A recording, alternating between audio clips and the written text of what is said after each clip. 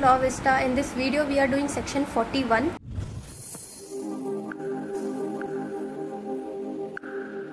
लेकिन हम इस वीडियो में इंजंक्शन से रिलेटेड जो बाकी माइन्यूट डिटेल्स भी है वो सारे ही देखने वाले हैं और एक ओवरव्यू लेंगे हम कि सेक्शन 41 तक हम कैसे आए हैं। मेनली जो इंजंक्शन पार्ट है उसके बारे में हम थोड़ा डिटेल में पढ़ेंगे। तो सेक्शन 41 एक ऐसा सेक्शन है जहाँ पर बहुत सारे लोग कंफ्यूज होते हैं कि जो प्रोविजंस है उनका मतलब क्या है, वो कहना क्या चाहते हैं। तो हम इस वीडियो में एग्जाम्पल्स के थ्रू और बहुत ही इंगेजिंग वे में, कनेक्टिंग वे में इसे समझेंगे तो आपको सेक्शन 41 हमेशा के लिए क्लियर हो जाएगा। तो जैसा कि हमें पता है इंजंक्शंस क्या होते हैं। इंजंक्शंस जो है वो जुडिशियल प्रोसेस है जहाँ जिसके थ्रू जो पार्टीज़ होती है, पार्टीज़ को कई बार कोई काम करने के लिए कहा जाता है या फिर किसी काम से रोका जाता है, किसी एक्ट से रोका जाता है या किसी एक्ट को करने के लिए कंपेल किया जाता है। And it is an equitable remedy granted by the court to prevent a person from doing something that is prohibitory or to compel them to do something that is mandatory। जैसा कि मैंने अभी कहा कि parties को कुछ करने के लिए बोला जाएगा, यानी कि compelling them to do something which is mandatory, या फिर कुछ करने से रोका जाएगा, प्रिवेंट किया जाएगा which is prohibitory। तो इंजंक्शन टेम्परेरी होते हैं और परपेचुअल होते हैं। टेम्परेरी भी प्रोहिबिटरी नेचर के होते हैं या मैंडेटरी नेचर के होते हैं, और जो परपेचुअल होते हैं वो भी प्रोहिबिटरी नेचर के होते हैं या फिर मैंडेटरी इंजंक्शंस होते हैं। तो जो टेम्पररी इंजंक्शंस है वो किसे गवर्न होते हैं? वो गवर्न होते हैं by the order 39 of civil procedure code. और जो परपेचुअल इंजंक्शंस है उनके बारे में हमें स्पेसिफिक रिलीफ एक्ट ऑफ 1963 में बताया गया, जो एक्ट हम अभी कवर कर रहे हैं। तो टाइप्स ऑफ इंजंक्शन देख लेते हैं एक बार शॉर्ट में। टाइप्स ऑफ इंजंक्शन में सबसे पहला आ जाता है टेम्पररी इंजंक्शन, जो हमने पहले पढ़ा है, जो पर्टिकुलर टाइम पीरियड के लिए दिया जाता है और उसके बाद में अगर कोई दूसरा कोर्ट का ऑर्डर आ जाता है तो वो टेम्परेरी इंजंक्शन खत्म हो जाता है। वहीं परपेचुअल इंजंक्शन क्या होता है? परपेचुअल इंजंक्शन हमेशा के लिए होता है। परपेचुअल इंजंक्शन हियरिंग पे डिसाइड होता है और upon the merits of the suit perpetual injunction grant किया जाता है। अब प्रोहिबिटरी इंजंक्शन क्या होगा? जहाँ पे प्रोहिबिट किया जाएगा, किसी पार्टी को मना किया जाएगा कि कोई एक्ट आपको परफॉर्म नहीं करना है। और वहीं मैंडेटरी इंजंक्शन क्या होगा? मैंडेटरी इंजंक्शन में कंपेल किया जाता है, किसी एक्ट को करने के लिए बोला जाता है बाय द कोर्ट। अब आते हैं most important section of specific relief, that is section 41, जहाँ पे बात की जाती है कि इंजंक्शन कब कब रिफ्यूज़ होते हैं। तो सेक्शन 41 में हमें क्या पढ़ना है कि इंजंक्शन कब कब रिफ्यूज़ होते हैं। बाकी सेक्शन में हमने पढ़ा है, बाकी स्पेसिफिक रिलीफ के जो हमने प्रोविजंस देखे हैं वहाँ पे हमने क्या देखा है कि कौन से तरह के प्रिवेंटिव रिलीफ दिए जाते हैं, इंजंक्शन किस टाइप के होते हैं, कब कब इंजंक्शन दिया जाएगा। बट हम सेक्शन 41 में क्या पढ़ेंगे कि इंजंक्शन कब रिफ्यूज़ होता है। तो क्लॉज ए क्या कहता है? To restrain any person from prosecuting a judicial proceeding pending at the institution of the suit in which the injunction is sought. यानी कि अगर किसी पर्सन ने कोई सूट फाइल किया कि दूसरे पर्सन को जुडिशियल प्रोसीडिंग करने से रोका जाए तो वो अलाउड नहीं है, उसके लिए इंजंक्शन नहीं ग्रांट किया सकता। तो हम एक एग्जाम्पल के थ्रू देखते हैं। फॉर एग्जाम्पल कि पर्सन ए है, पर्सन ए ने एक प्रॉपर्टी का केस फाइल किया कोर्ट में, ठीक है। अब पर्सन बी जाता है कोर्ट में और कहता है कि दूसरे कोर्ट में जाता है और कहता है कि ये जो पर्सन ए है जिसने कोर्ट एक्स में प्रोसीडिंग फाइल कर रखी है, एक केस फाइल कर रखा है प्रॉपर्टी से रिलेटेड, उसे स्टॉप किया जाए, उसके ऑनगोइंग केस को रोका जाए। तो ये हमें अलाउड नहीं है by the clause A of section 41।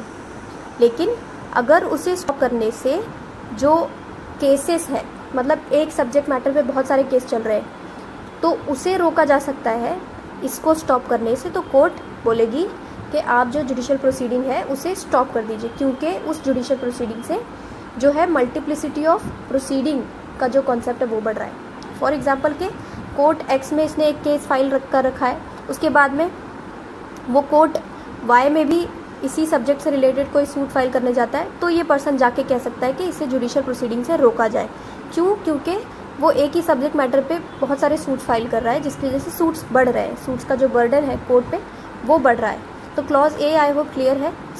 अब क्लॉज बी क्या कहता है? To restrain any person from instituting or prosecuting any proceeding in a court not subordinate to that from which the injunction is short.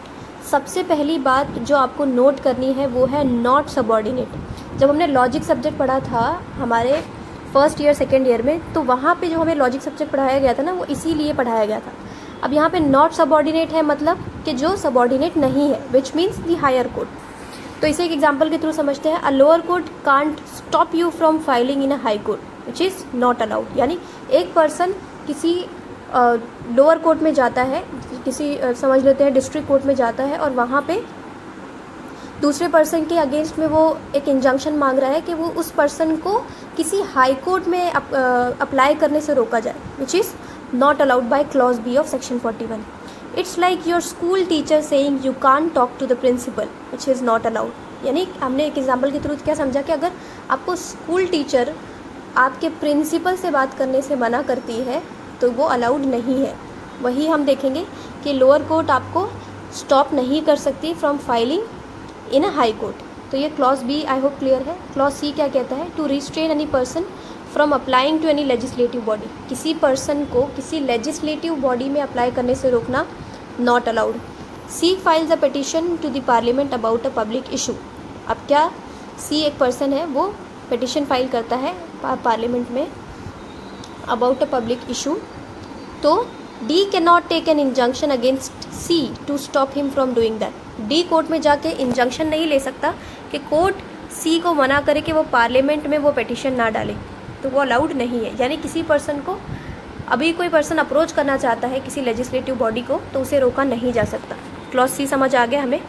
Clause D क्या कहता है? To restrain any person from instituting or prosecuting any proceeding in a criminal matter. किसी person को criminal matter को proceed करने से या prosecute करने से नहीं रोका जा सकता। A wants to stop police from filing a criminal case against him by seeking an injunction. अभी ए कोर्ट में गया और उसने क्या कहा कोर्ट को कि कोर्ट इंजंक्शन ग्रांट करे कि पुलिस को रोका जाए from filing a criminal proceeding. अब क्लॉज ई क्या कहता है? To prevent the breach of a contract the performance of which would not be specifically enforced. कोई ऐसा कॉन्ट्रैक्ट जिसका स्पेसिफिक परफॉर्मेंस कोर्ट ग्रांट नहीं कर सकती है, उस कॉन्ट्रैक्ट के ब्रीच को रोकने के लिए भी जो इंजंक्शन है वो ग्रांट नहीं किया जाएगा। तो हमने स्पेसिफिक रिलीफ में पहले देखा हुआ है कि अगर कोई भी कॉन्ट्रैक्ट किसी के पर्सनल स्किल्स पे या उसकी पर्सनल एबिलिटीज़ पे पेस्ट होता है तो उस कॉन्ट्रैक्ट को कोर्ट स्पेसिफिकली एनफोर्स नहीं कर सकती। यानी कि कोई अगर सिंगर है तो कोर्ट, और उसने सिंगिंग करने से मना कर दिया किसी कॉन्सर्ट में एज़ पर दी कॉन्ट्रैक्ट, तो कोर्ट उसे कंपेल नहीं कर सकती स्पेसिफिकली कि आप इस एक्ट को परफॉर्म करो। तो जब कॉन्ट्रैक्ट का स्पेसिफिक परफॉर्मेंस ही नहीं हो सकता है तो उसको रोकने के लिए इंजंक्शन भी ग्रांट नहीं किया जाएगा। तो फॉर एग्जांपल कि अगर एक एक्टर है, उसका एक कॉन्ट्रैक्ट होता है विद द प्रोड्यूसर, और जो एक्टर है वो बाद में रिफ्यूज़ कर देता है to perform as per the contract, तो जो प्रोड्यूसर है वो कोर्ट से इंजंक्शन मांगता है to make the actor perform. अब प्रोड्यूसर गया कोर्ट में और उसने क्या कहा कि कोर्ट ऐसा इंजंक्शन दे जो इंजंक्शन के थ्रू एक्टर को कंपेल किया जाए कि वो परफॉर्मेंस करे। Court will not grant it since personal service contracts can't be enforced. Court इसलिए ग्रांट नहीं करेगी इंजंक्शन, क्यों? क्योंकि हमने पहले देखा हुआ है स्पेसिफिक रिलीफ में कि अगर कोई पर्सनल सर्विस है या पर्सनल एबिलिटी या पर्सनल क्वालिफिकेशन पे कोई कॉन्ट्रैक्ट बेस्ड है तो उसका स्पेसिफिक परफॉर्मेंस नहीं हो सकता। अब जब उसका स्पेसिफिक परफॉर्मेंस नहीं हो सकता तो उसके ब्रीच को रोकने के लिए इंजंक्शन भी ग्रांट नहीं किया जा सकता। अब हम देखते हैं क्लॉज एफ। क्लॉज एफ क्या कहता है? To prevent on the ground of nuisance an act of which it is not reasonably clear that it will be a nuisance. कोई पर्सन कोर्ट में जा रहा है और कह रहा है कि ये न्यूसेंस हो सकता है। अब हो सकता है वो क्लियर नहीं है कि वो न्यूसेंस है भी या नहीं है, तो ऐसे केस में भी कोर्ट इंजंक्शन ग्रांट नहीं करेगी। तो फॉर एग्जांपल कि ए ने एक बिल्डिंग कंस्ट्रक्ट करना शुरू किया, ए पर्सन ने एक बिल्डिंग कंस्ट्रक्ट करना शुरू किया। अब बी को ये लग रहा है कि फ्यूचर में ये जो बिल्डिंग है वो उसके लिए न्यूसेंस बन सकती है, बट इसका कोई प्रूफ नहीं है बी के पास में। तो बी अगर कोर्ट में जाता है और कोर्ट में जाके कहता है कि ये जो ए पर्सन है उसे ये बिल्डिंग कंस्ट्रक्ट करने से रोका जाए क्योंकि ये न्यूसेंस हो सकता है, बट उसको क्लियर नहीं है बी को कि वो न्यूसेंस हो भी सकता है या नहीं, तो court won't stop A on mayor assumption. तो कोर्ट ए को स्टॉप नहीं कर देगी ऑन अ मेयर अजम्पशन के वो बाद में जो बिल्डिंग है वो बाद में न्यूसेंस बन जाएगी बी के लिए। तो क्लॉज एफ भी क्लियर है। क्लॉज जी क्या कहता है? To prevent a continuing breach in which the plaintiff has acquiesced. Acquiesced का मतलब होता है एक्सेप्ट कर लेना, ये जो हमने रेटिफाई वर्ड पढ़ा हुआ है कि वो जो एक्सेप्टेड है बाय दी प्लेंटिफ। तो ऐसा कोई कॉन्ट्रैक्ट जिसका कंटिन्यूइंग ब्रीच हो रहा है, जो मतलब कि जो कंटिन्यूसली ब्रीच होते जा रहा है, प्लेंटिफ ने उसे एक्सेप्ट करके रखा हुआ है। अब यहाँ पे देखते हैं, A allowed his neighbour to encroach part of his land without protest. A person है, ए पर्सन ने उसकी जो ज़मीन है उस पर दूसरे पर्सन को एनक्रोचमेंट करने के लिए अलाउ कर दिया, और यानी वो कुछ बोलता नहीं है और दूसरा पर्सन बहुत सालों से अपनी जो एनक्रोचमेंट है उससे कंटिन्यू रखता है, इस ए पर्सन के लैंड पे कब्जा किए हुए है, और ए पर्सन कुछ नहीं बोलता। Later he seeks an injunction that court में refuse since he had accepted it later. तो अब बाद में अगर ए पर्सन कोर्ट में जाता है और कहता है कि ये जो दूसरा पर्सन है वो बहुत दिनों से मेरे जो लैंड है उस पर एनक्रोचमेंट कर रहा है, उस पर कब्जा किए हुए बैठा है, तो कोर्ट उसे इंजंक्शन नहीं देगी कि ये जो ये पर्सन है इसे कोर्ट नहीं रोकेगी। क्यों? क्योंकि ये पर्सन ने उसे कुछ नहीं कहा, पहले से ही उसने एक्विस्ट कर रखा था, यानी उसने एक्सेप्ट कर रखा था ये जो दूसरे पर्सन का एक्ट है। तो कोर्ट ऐसे केस में भी इंजंक्शन ग्रांट नहीं करेगी to prevent a continuing breach in which the plaintiff has acquiesced. Clause G हो गया। क्लॉज एच क्या कहता है? When equally efficacious relief can certainly be obtained by any other usual mode of proceeding. यानी person के पास में एक इंजंक्शन की एक जो रिलीफ है वो है, यानी वो इंजंक्शन मांग सकता है या फिर कोई दूसरा रिलीफ भी मांग सकता है जो उसे इक्विटेबल रिलीफ देगा, यानी उसका जो रिलीफ है कोर्ट से वो उसे मिल जाएगा किसी और प्रोसीडिंग से भी, तभी भी कोर्ट इंजंक्शन ग्रांट नहीं करेगी। अब देखते हैं यहाँ पर जो एग्जाम्पल है वो, that instead of filing an eviction suit A asked for an injunction, court में refuse since proper remedy exist under tenancy law. तो अगर जो लैंडलॉर्ड है, लैंडलॉर्ड के पास में राइट है कि वो एक एविक्शन सूट फाइल कर सकता है अगेंस्ट दी टेनेंट, यानी वो टेनेंट के अगेंस्ट में एक एविक्शन सूट फाइल करेगा कि जो टेनेंट है वो मुझे पैसे नहीं दे रहा है, यानी रेंट के जो अमाउंट है वो पे नहीं कर रहा है, तो कोर्ट इसे एविक्ट कर दे। तो जब उसके पास में एक प्रोसीडिंग है एविक्शन के लिए, वो जा सकता है और टेनेंट को बाहर निकलवा सकता है कोर्ट के थ्रू। तो वो इंजंक्शन के लिए अगर जाता है और इंजंक्शन के थ्रू कोर्ट से कहता है कि ये जो टेनेंट है उससे कंपेल किया जाए कि वो ये घर छोड़ के जाए, तो कोर्ट क्या कहेगी कि आपके पास में इक्वली एफिकेशियस रिलीफ ऑलरेडी आपके पास में है, तो कोर्ट इंजंक्शन ग्रांट नहीं करेगी ऐसे केस में भी। यानी जब एफिकेशियस रिलीफ प्लेंटिफ को सेम रिलीफ देगी जो इंजंक्शन देगा, तो ऐसे केस में भी इंजंक्शन रिफ्यूज कर दिया जाता है। क्लॉज आई क्या कहता है? When the conduct of the plaintiff और his agent has been such as to disentitle him to the assistant of the court. अगर प्लेंटिफ ने या उसके एजेंट ने ऐसा कोई एक्ट किया जिसकी वजह से कोर्ट उसको असिस्टेंट नहीं देगी और कोर्ट के असिस्टेंस के लिए वो डिसएंटाइटल हो जाता है।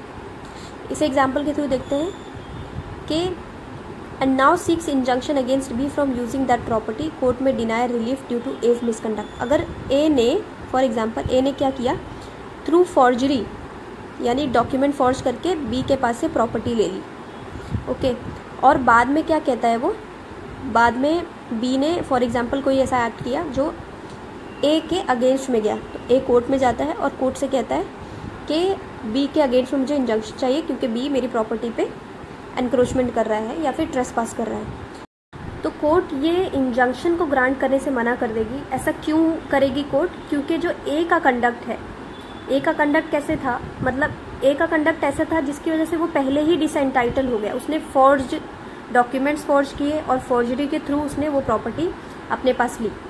तो बी जो है वो राइटफुल ओनर है, वो अपनी प्रॉपर्टी पे दोबारा जाएगा। तो अब ए का ही जो एक्ट है वो ऐसा था जिसकी वजह से कोर्ट उसे डिसएंटाइटल कर देगी, कोर्ट उसको असिस्टेंस नहीं देगी, which is clause I of section 41। अब हम देखते हैं clause J, when the plaintiff has no personal interest in the matter. अब प्लेंटिफ का कोई पर्सनल इंटरेस्ट ही नहीं है मैटर में, तो फिर भी कोर्ट इंजंक्शन को ग्रांट करने से मना कर देगी। अब ए ने एक सूट फाइल किया to stop a construction in B's land claiming it's illegal. अब ए कोर्ट में जाता है और कोर्ट में जाके वो कहता है कि ये जो बी पर्सन है और ये जो कंस्ट्रक्शन वगैरह कर रहा है इसको रोका जाए क्योंकि ये इलीगल है। अब ए का तो कोई भी पर्सनल इसमें इंटरेस्ट है ही नहीं, क्योंकि ना तो ए उस प्रॉपर्टी का ओनर है, ना ही ए कोई ऑथराइज्ड ऑफिसर है जो उसे रोक सकता है ये कहकर कि ये जो एक्ट है वो इलीगल है। अब ए का कोई पर्सनल स्टेक है ही नहीं इन द लैंड, तो court won't entertain the injunction और जो एप्लीकेशन है ए का इंजंक्शन के लिए। तो ऐसे केस में भी कोर्ट इंजंक्शन ग्रांट करने से मना कर देगी। So this was section 41। तो आई होप सेक्शन 41 क्लियर होगा, विद एग्जाम्पल्स हमने समझा है। अगर कोई डाउट रहता है तो आप मुझे कमेंट सेक्शन में पूछ सकते हैं। And also don't forget to subscribe Law Vista. यहाँ पे हमने सेक्शन 41 तक के सारे ही सेक्शंस बहुत डिटेल में कवर किए हैं स्पेसिफिक रिलीफ के। अब हमारा एक ही सेक्शन बाकी है विच इज़ सेक्शन 42, और जिसके बाद में हमारा स्पेसिफिक रिलीफ का जो सीरीज़ है वो ख़त्म हो जाएगा। तो इसके बाद में अगर कोई पर्टिकुलर एक्ट पे आप वीडियोस चाहते हैं तो वो भी आप मुझे कमेंट सेक्शन में बता सकते हैं।